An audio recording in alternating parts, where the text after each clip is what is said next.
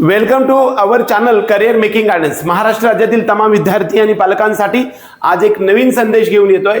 तो म्हणजे महाराष्ट्र राज्यातील सर्व गव्हर्नमेंट त्याचबरोबर semi private deemed MBBS BDS BMS BHMS BUMS आणि सर्व अलाइड कोर्सेस म्हणजेच BPTS BOTS BPNO आणि BA SLP या अलाइड कोर्सेस साठी आपल्याला महाराष्ट्र राज्यामध्ये जे डोमिसाइल असणाऱ्या विद्यार्थ्यांसाठी आणि ऍडमिशन घेऊ इच्छिणाऱ्या या मेडिकल कोर्सेस बरोबरच आर्किटेक्चर इंजिनिअरिंग फार्मसी या सर्व ज्यासाठी प्रायव्हेट कॉलेज असेल किंवा गव्हर्नमेंट कॉलेजेससाठी इन्कम सर्टिफिकेट म्हणजेच उत्पन्नाच्या दाखल्याचं महत्त्व सांगणारा हा व्हिडिओ आहे।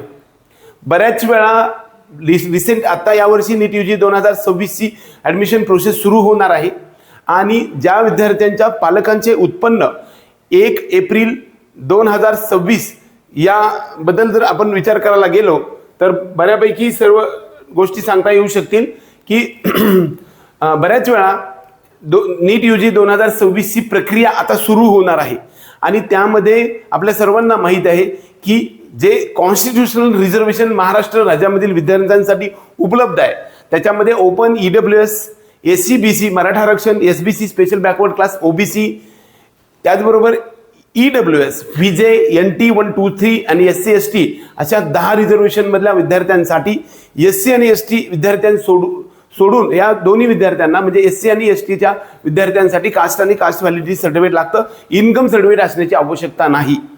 त्याचबरोबर EWS आणि ओपन या विद्यार्थ्यांच्या व्यतिरिक्त बाकी सर्व विद्यार्थ्यांसाठी कास्ट व्हॅलिडिटी नॉन क्रिमिलेअर ही तिन्ही सर्टिफिकेट आपल्याला आवश्यक आहे। नॉन क्रिमिलेअर कमीत कमी 31 मार्च 2027 किंवा त्याच्यानंतरचं व्हॅलिड असणारं आवश्यक आहे। हे सर्व आपल्याला माहित आहे। तर आपल्याला सर्व विद्यार्थी आणि पालकांना हे सर्व असतील तर तुम्हाला कॅटेगरी मधील सीट जे आहे ते मिळण्यासाठी म्हणजेच कॅटेगरीतलं मेरिट मधलं बेनिफिट आपल्याला 100% मिळणार आहे। त्याचबरोबर फीज मधलं सुद्धा बेनिफिट आपल्याला 100% मिळणार आहे।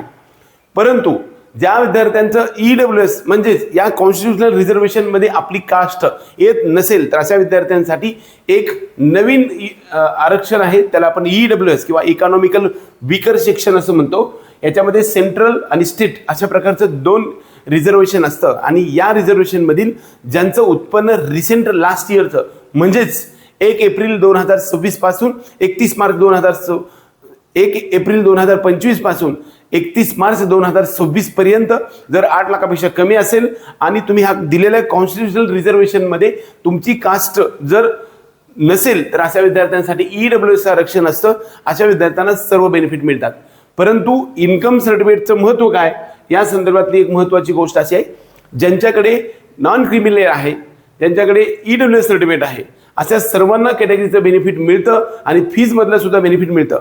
परंतु ज्यांचं ओपन मधून ऍडमिशन झालेलं आहे किंवा त्यांच्याकडे सध्या कोणत्याही प्रकारचं EWS असेल किंवा हे कॉन्स्टिट्यूशनल रिझर्वेशन नाही परंतु फक्त त्यांच्याकडे इन्कम सर्टिफिकेट एवढा एक टॉपिक असेल, उदाहरणार्थ रिसेंट इयर ओपन मधून माझं ऍडमिशन होणार आहे, माझ्याकडे कोणतीही कॅटेगरी उपलब्ध नाही, मी ओपन मधून ऍडमिशन घेणार आहे परंतु माझं इन्कम 8 लाखापेक्षा कमी असेल तर खरं तर तुम्ही EWS मध्ये राहता पण तरी सुद्धा तुम्ही EWS सर्टिफिकेट काढलेलं नसेल आणि ओपन मधून जरी ऍडमिशन झालेलं असेल तरी सुद्धा तुमचं रिसेंट इयर म्हणजेच नीट UG 2026 च्या ऍडमिशन प्रक्रियेसाठी 1 एप्रिल 2025 पासून 31 मार्च 2026 पर्यंत जर तुमच्या पालकाचं संपूर्ण कुटुंबाचं एकत्रित उत्पन्न 8 लाखापेक्षा कमी असेल असण्याचं सर्टिफिकेट असेल तर सर्व मुलींसाठी आपल्याला 90% फी माफ होणार आहे, म्हणजेच 10% फीज फक्त भरावी लागणार आहे। त्याचबरोबर मुलांसाठी म्हणजेच मेल कॅन्डिडेटसाठी आपल्याला